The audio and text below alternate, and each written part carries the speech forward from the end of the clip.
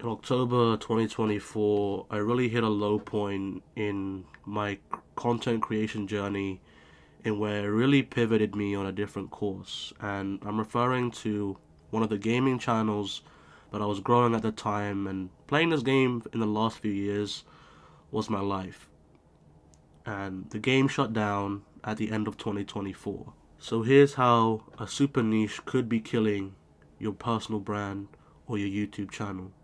This is something that I've seen in pretty much most communities that are relatively small.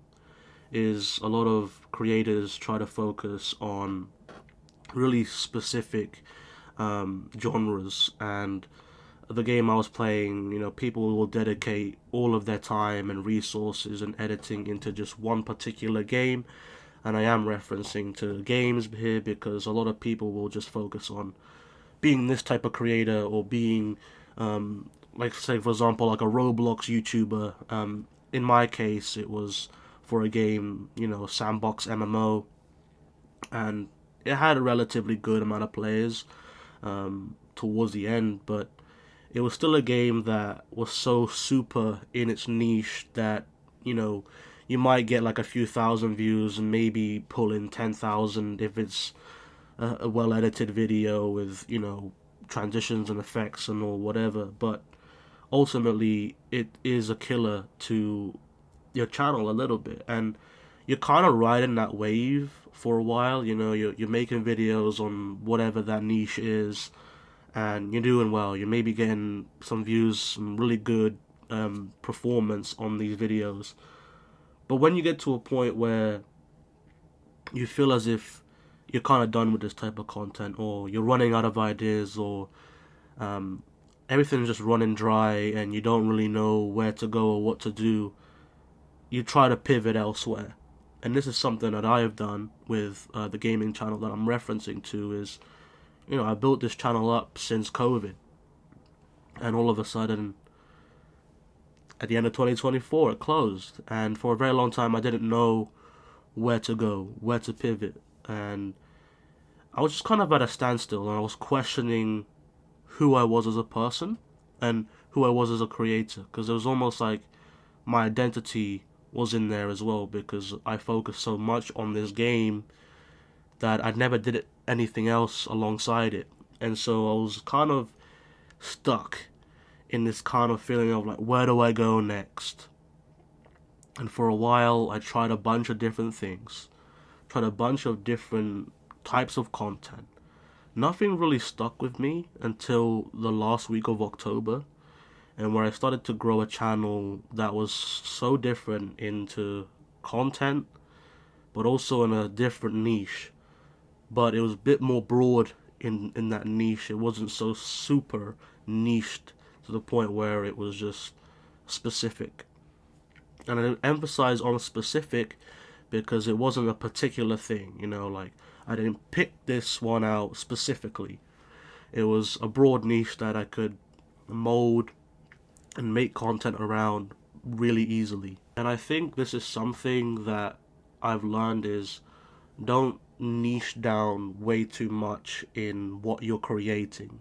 The hard truth about really being specific in a niche and growing from there is, you can expect results, but if you want that further growth and maybe that longevity that comes with it, having just a broader niche, but also molding it into different types of videos so that you have more to work with, I think you'll be able to sustain that for a lot longer periods of time. So to give you an example of what I mean by a super niche is, say for example, you make content about Minecraft and all you do is Minecraft. And the people that are subscribing, that are engaging with your channel, are fans of Minecraft. And let's say you get to a point where you feel like you're burning out, you're losing ideas, you're not really being as passionate about it. And then you decide to upload a different video as completely unrelated to Minecraft. you might see that your video either does partially well or not really well at all. And this is something I've seen with people that are trying to pivot their channel elsewhere into different avenues. And a lot of the times they get very partial results, or they don't really get what they expected. And, that's what happens because everyone all of a sudden knows you as the Minecraft YouTuber, the Minecraft creator. That's what they subscribe for. And this is what I mean with being so specific with your niche. Is it's either just you as a person that they like, or it's what you do making those videos. So playing Minecraft.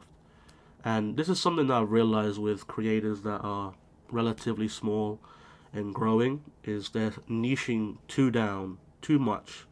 They're being in a super niche.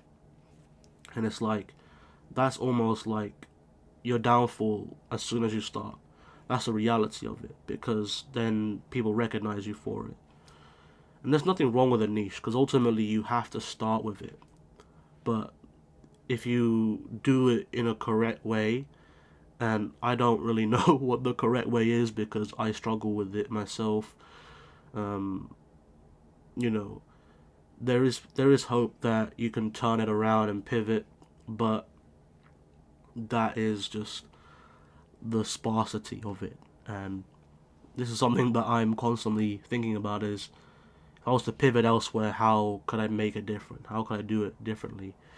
But being in that niche and niching so far down can almost hinder your creativity, your ideas, where you want to go next, and it could ultimately just make you feel as if you can't carry on. And I'm saying this because I've seen it time and time again where people's channels are just completely abandoned. They just completely abandoned it and they're no longer making videos. Which is just disheartening as a creator to see that and to realize that, like, even as someone that's watched those creators' videos, it's like, wow, like, what happened? They just lose their interest, or they lose their passion, whatever happened, or whatever circumstances in real life that they're going through. There's a reason that we don't know about. But from my experience as someone that's been in that super niche, it's ultimately kind of also killed my motivation as a creator, as someone that doesn't see any feasible route to recover it, or sustain it anymore, or it's not a viable way to make videos anymore. And I think that's the reason why sometimes I just feel like I go through phases of things and I say, oh, it's just a phase. Because sometimes it is a phase, and you might look at it and be like, oh, I just went through a 2-week Minecraft phase, and that's it. I don't want to do anything more than that. And sometimes we take action on that and realize that, like, oh, it was just a period of my time where I really enjoyed this, but now I want to do something else. And there's nothing wrong with that. But to grow something like that, and you had a lot of passion for it, and you felt like it was something that had longevity. Sometimes we don't know until we get to that destination, and when we realize that sometimes that was just something we had to go through in order to see it for ourselves firsthand.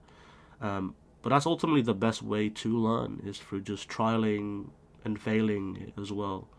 And that's something that I've seen doing this type of content and being in that niche. So I'm hoping that kind of broadens your perspective as to growing content in such a so niched down channel, or content, and that in ways that you can make it fresh or unique and different. But I'm hoping that just gives a little bit of insight as to the super niche in being it so specific, making it so specific that it almost makes it hard for you to pivot elsewhere, and create other things. I think you will change, and your preferences, your interests will shift as you get older, or even as quickly as a few months. It might change, and things just happen, and you might not enjoy it anymore. That's it. That's how I could put it simply. You just might not enjoy it anymore.